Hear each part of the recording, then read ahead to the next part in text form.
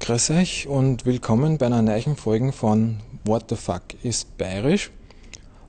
Diesmal sind wir zu Besuch im Literaturhaus im 7. Bezirk und zwar anlässlich des 20-Jahr-Jubiläums von der Gründung von der ÖDA.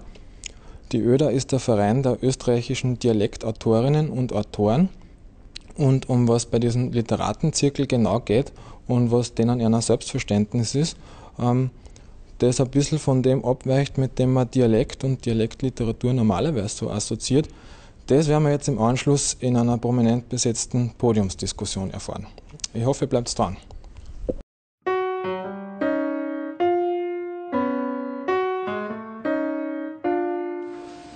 Ja, die Podiumsdiskussion zum Thema das Jahr der Sprachen, die Stunde des Dialekts haben wir es dann genannt, mit einigen Fragestellungen, und ich möchte mal die Podiumsrunde vorstellen, die jetzt anders ausschaut als die angekündigte im Programm, aber es sind Umzüge, Lehrverpflichtungen und ich weiß nicht, was alles dazwischen kommen. Es ist halt so, aber es macht nichts, es wird trotzdem interessant werden, weil jede Diskussion lebt von den Teilnehmern und Teilnehmerinnen. Ich fange an mit die Judith Burkhardshofer, Linguistin, Mitarbeiterin von der relativ jungen Literaturzeitschrift und Radieschen. Ja, wir haben noch 18 Jahre bis zum 20er, aber. Ja, 2 Jahre ist auch schon was. Dann der Georg Siegel. Wie soll ich den vorstellen? Liedermacher, Liedersinger, aber heute eigentlich als quasi Blick in die nähere Zukunft. Hat Lieder von Theodor Kramer in den Dialekt übersetzt. Nein, ich habe die Lieder erst komponiert, also Texte. Der Kramer hat keine Lieder geschrieben. Ah ja, Entschuldigung, Gedichte in den Dialekt übersetzt und daraus Lieder gemacht. Ja, ja, aber passt schon. Nein, hat er wirklich gut gemacht, kann man nicht sagen.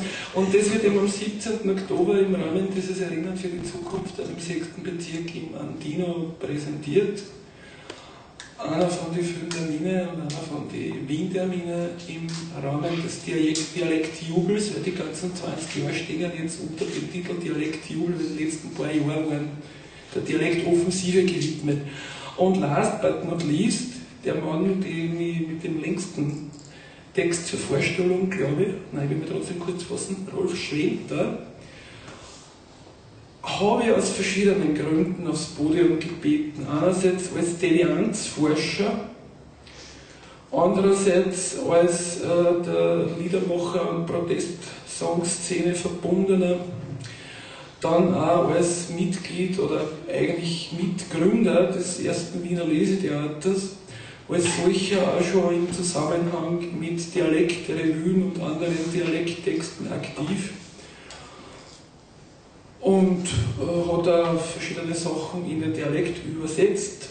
War vor ein paar Jahren, wir machen ja jährlich, heuer haben wir den 7. gehabt, Dialektumzug im 6. Bezirk. Vor ein paar Jahren einer unserer Leser, das war ein Dialektumzug. Heuer hat der Georg Siegel aus den Kramerlieder gesungen. Ja, und ich stelle mal jetzt die Frage in den Raum, da um ein Statement bitten. Ich habe eine These, die meinen eigenen Verein in ein interessantes Licht rückt. Sage ich einmal, wir haben ja vom Erich Huber schon gehört, 1968 IDI-Gründung, was sicher kein Zufall war. 1988 dann ÖDA-Gründung, wo man sich aber dann schon mehr fragen muss, weil dem Ganzen geht voraus, also diese 20 Jahre zwischen IDI und ÖDA-Gründung, interessante Phase von Protestsongbewegung, Liedermacher, Geschichten, man sieht hinten in einer Vitrine, möchte darauf hinweisen bei der Ausstellung, zum Beispiel das Liederbuch für den demokratischen Soldaten und solche Dinge hat es damals gegeben, was für mich schon ein Punkt ist, wo man immer hinterfragen ist, ob wir jetzt mit dem Dialekt Blut und Boden verbunden sind. Ich glaube, solche Dinge aus der Zeit damals sprechen deutlich dagegen, wenn ich mir anschaue, wer da alles dabei war bei dieser Liedermacherbewegung damals im IDI, dann entspricht es zu einem guten Teil dem linken Wort am Volksstimmefest, wo wir zwar da zumindest gemeinsame Vergangenheiten haben. Also von daher sieht man schon, es kann sich da nicht a priori um ein reaktionäres Handeln.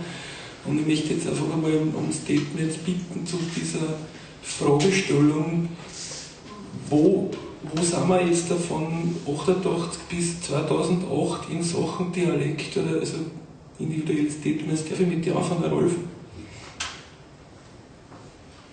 Ja, wenn es denn sein muss. Es ist sicher schwierig, das in wenigen Sätzen zu beantworten. Ich würde sagen, zwischen 1988 und 2008 ist es zum einen eine Bewältigung der Verbreiterung. Wenn wir uns den Morgenstern beispielsweise anschauen, gibt es übertrieben gesagt in jeder Nummer 20 andere Dialektautoren und Autorinnen. Also was die Breite im Vergleich zu 1968 sehr deutlich zur Anschauung bringt. Gleichzeitig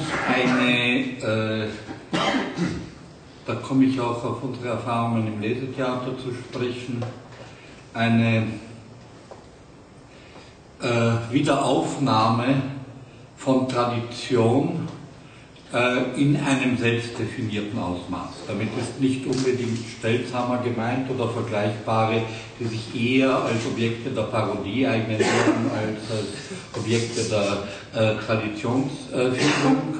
Aber wenn ich beispielsweise denke, wen spielen wir im Lesetheater von lebenden Autoren und Autorinnen abgesehen, das ist Johann Nestroy, das ist Helmut Qualtinger, das ist Wilhelm von Horvath, das ist Joe Berger, um in die neuere Vergangenheit zu gehen. Und der Kollege Siegel, habe ich gerade gehört, hat Theodor Kramer vertont und in den Dialekt übersetzt. Und ich würde bei der für mich gültigen, ich sage gleich dazu, dass ich kein Germanist oder Vergleichbares bin, Trennung bleiben, dass ich Philipp von Zesen hin, Philipp von Zesen her, die konservativere Spielart weiterhin als Mundart bezeichnen würde. Und wenn vom Dialekt die Rede ist, da schon irgendwelche, wie immer gearteten Progressiven Intentionen damit verbunden sind. Also beispielsweise war es bei Hans Karl Artmann, um einen Pionier der Dialektlyrik der 50er Jahre zu nennen, so, dass seine Innovation bestand, das Brückenklander zwischen Bradensee und Ottakring zu verbinden mit seinen Funden aus dem französischen Surrealismus. Das hätten wir sicher bei Stelzhammer oder Vergleichbaren nicht so vorfinden können. Oder auch in meinem eigenen Fall zwischen Jazz und Dialekttexten, Dialektübersetzungen, wo es freilich auch viele andere gibt, wenn ich denke an Erich Demmer und Bordell, wenn ich denke an Peter Schleicher und die Rolling Stones und so weiter. Ja, danke. Darf ich gerne noch weitergehen mit dir, Judith Burkhardt-Hofer? Ja, ich muss sagen,